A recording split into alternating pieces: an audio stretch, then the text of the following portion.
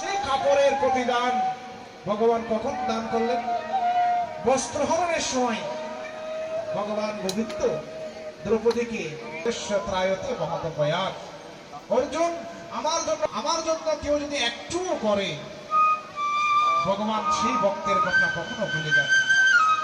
তাই শুধু ভক্তগণ, আমরা যখনই ভগবানের একবার হরিনাম কৃষ্ণ নাম গোবিন্দ নাম করি, ভক্তের সেই ডাক ভগবানের হৃদয়ে আঘাত করি, ভগবানের কাছে সেই ভক্তের ডাক চলে যায়।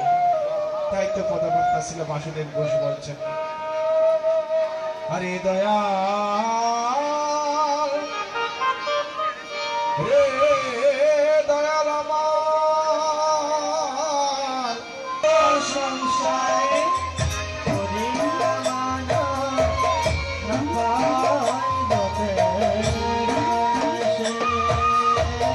এই ঘোর সংসারে করিয়া মানব না পাই সঙ্গ,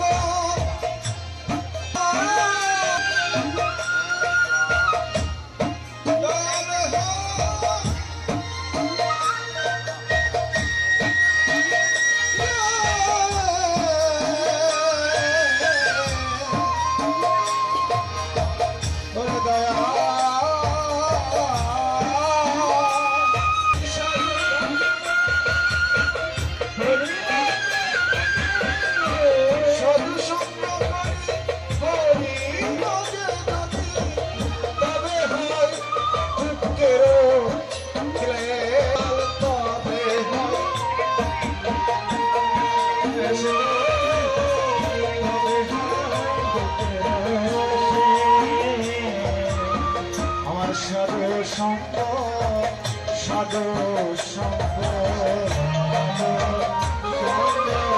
সাধু আমার বাজারে আনন্দের গৌরাঙ্গ, আমার সাধু সঙ্গ সাধু সঙ্গ বাজারে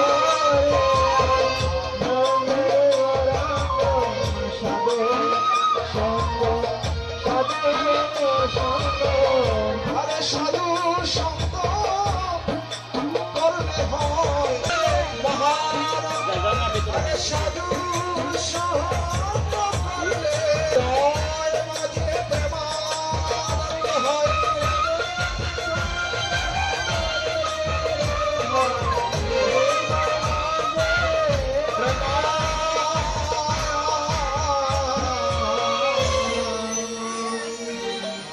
একবার সাধু সঙ্গের কি ফল? তাই শুধু ভক্তগণ, যদি তরিতে বাসনা থাকে, যদি উদ্ধারের বাসনা থাকে, তোমরা করো রে মন সাধু সঙ্গ, তোমরা করো রে মন ভক্ত সঙ্গ, তোমরা করো রে মন গীতার সঙ্গ। ফলে আমাদের হৃদয়ে কৃষ্ণ চেতনা, ভগবত চেতনা, ভগবানের আজকের এই অনুষ্ঠানের আয়োজনে আমরা দেখতে পাচ্ছি ভগবানের নিরামিষ প্রসাদ দিয়ে ভগবানের অনুষ্ঠানের আয়োজন করা হয়েছে। বৈদিক ভাবে সাত্বিক ভাবে যে অনুষ্ঠানের মাধ্যমে যেন মনে হচ্ছে না এটা একটা শ্রাদ্ধ বাড়ি। কি মনে হচ্ছে? যেন মনে হচ্ছে যে আমরা মহোৎসবে এসেছি, আমরা যেন সাধু সঙ্গে এসেছি, যেন আমরা ভক্ত সঙ্গে এসেছি। তাই শুধু ভক্ত নয়, এই একটি অনুষ্ঠান শ্রাদ্ধ অনুষ্ঠান, আর একটি অনুষ্ঠান হচ্ছে বিবাহ অনুষ্ঠান। এই দুইটি অনুষ্ঠান আমাদের শুদ্ধ সাত্বিক ভাবে করতে হবে। কেননা যেখানে বিষ্ণু পূজা হচ্ছে, যেখানে শালাগ্রাম নারায়ণ শিলার পূজা হচ্ছে, যেখানে বৈদিক শ্রাদ্ধ হচ্ছে, সেটা শ্রাদ্ধ অনুষ্ঠান হোক, সেটা বিবাহ হোক, যেখানে বিষ্ণু পূজা হচ্ছে, সেখানে ভগবানের প্রসাদ ছাড়া, ভগবানের নিরামিষ প্রসাদ ছাড়া আর অন্য কোনো কিছু হওয়া উচিত নয়। এটাই তো আমাদের মনের শেষ শিক্ষা। কিন্তু আমরা পারিবারিক জিহ্বার রসনা তৃপ্তি করতে গিয়ে আমাদের সমাজটাকে আমরা বিকৃতি করে দিচ্ছি।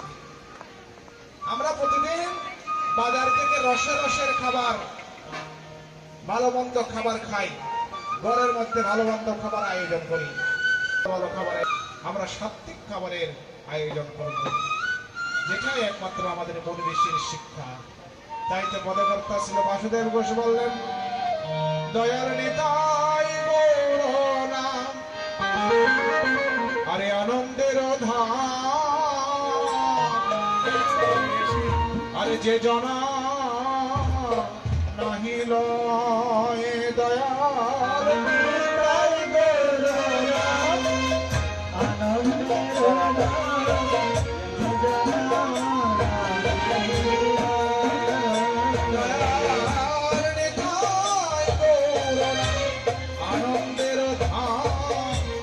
জন নাহি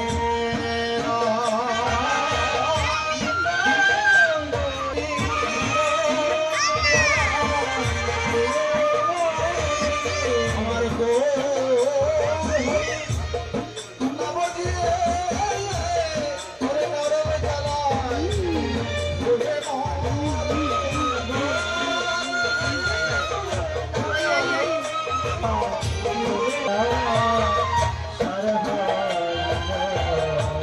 আমার কৃষ্ণ বচন না হইল আশা হইবে হরিবে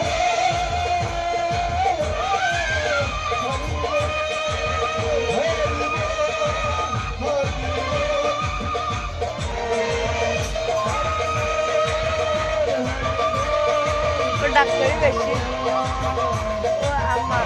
আরে তাই শুধু বর্তমান আজকের যেই অনুষ্ঠানে আমরা উপস্থিত হয়েছি, এই অনুষ্ঠানটির নাম হচ্ছে বৈদিক আদ্যশ্রাদ্ধ অনুষ্ঠান, বৈদিক। তাই যখন আমরা আজকের এই অনুষ্ঠান হচ্ছে 11 দিনের অনুষ্ঠান, 11 দিনের যখন শ্রাদ্ধ করা হয়, সেই অনুষ্ঠানে আপনারা হয়তো বা সেই অনুষ্ঠানে যখন আপনারা প্রসাদ পাবেন, যেখানে যে শ্রাদ্ধের মধ্যে যজ্ঞ হচ্ছে, সেই যজ্ঞের যখন আপনারা অন্ন দানা পানি গ্রহণ করবেন, তখন আপনাদের কোনো কি হবে না, এর মধ্যে লাগবে না, অসুচ আপনাদের গায়ে লাগবে না। শুধু ভুরি ভোজন করি, কিন্তু সেই ভুরি ভোজন খাওয়ার পর শাস্ত্রের নির্দেশ রয়েছে যে স্নান করে শুদ্ধ হয়ে তারপর ঘরের মধ্যে ঢুকতে হয়, না হলে সেই মৃতের দোষটা, সে অসুখটা আমাদের মৃতের প্রভাবটা ওনার উপর পড়ে। কিন্তু আমরা যে আজকের এই অনুষ্ঠানে আসলাম, আজকে আমাদের সেই ভয়টা নেই। কেন নেই? আজকে ভগবানের প্রসাদ দিয়ে সেই অনুষ্ঠানের আয়োজন করেছেন, যে ভগবানের যজ্ঞের মাধ্যমে সেই অনুষ্ঠানের আয়োজন করেছেন। তাই আজকে যদি আমরা অন্নদান গ্রহণ করি, তাতেও আমরা ঋণগ্রস্ত, আমরা শোকগ্রস্ত, আমরা ওনার কাছে কখনোই বাধাগ্রস্ত হব না। শুধু বর্তমান আজকে তরুবালাতে মহোদয়ার শ্রাদ্ধ অনুষ্ঠানে আমরা এসে উপস্থিত হয়েছি। তরুবালাতে মহোদয়া এখানে এসেছেন, দিব্যদেহে সূক্ষ্মদেহে এখানে এসেছেন, কিন্তু আমরা দেখতে পাচ্ছি না। তরুবালাতে মহোদয়ার আত্মা সূক্ষ্মদেহে তিনি আমাদের সবাইকে দেখছেন। কে কে এসেছি আমরা সবাইকে দেখছেন, আত্মীয় গোষ্ঠী, আত্মীয় পরিবার পরিজন, জ্ঞাতি গোষ্ঠী সবাইকে দেখছেন। তাই আজকে আমরা তরুবালাতে মহোদয়ার শ্রাদ্ধ উপলক্ষে অন্ন দানা পানি করব, কিন্তু ভগবানের প্রসাদ গ্রহণ করে যদি আমরা তরুবালাতে মহোদয়ার জন্য একবার কিছু হরিনাম, কিছু কৃষ্ণ নাম, কিছু গোবিন্দ নাম তরুবালার আত্মার উদ্দেশ্য যদি না করি, তাহলে তো আমরা ওনার কাছে ঋণী হয়ে যাব। তরুবালাতে মহোদয়া বলবেন, তোরা তো আমার শ্রাদ্ধে গিয়েছিলি, বাক পানি খেয়ে চলে এসেছিস, তার জন্য একটু প্রার্থনা করিস। তাই সেই শুভক্ষণ, সেই শুভ লগ্নে আমরা এসে উপস্থিত হয়েছি। তাই আজকে ওনার আত্মার সদ্গতি কামনায় পদকর্তা ছিল বাসুদেব ঘোষ বলছেন, একেবারে তুলসীর হার, আরে না পরে যে ছাড়, আরে জমাল হয়ে বাসতার,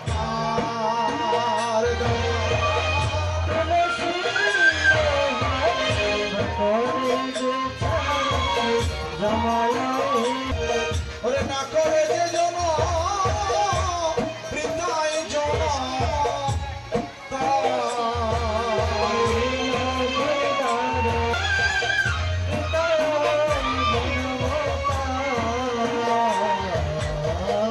আমি বিষয়ে বিষে জলে ময়না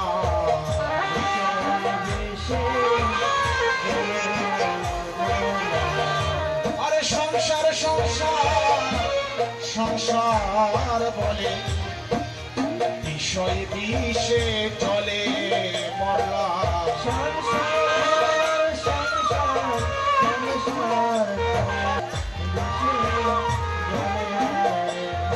বলে বলে হায় হায় আমার একই হলো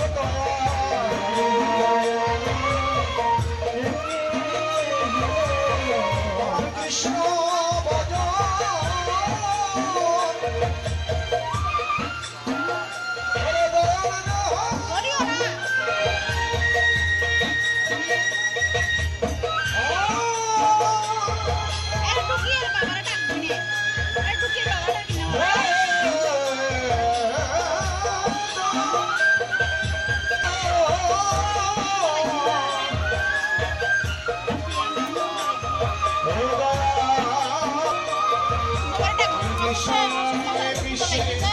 এই যা পাদির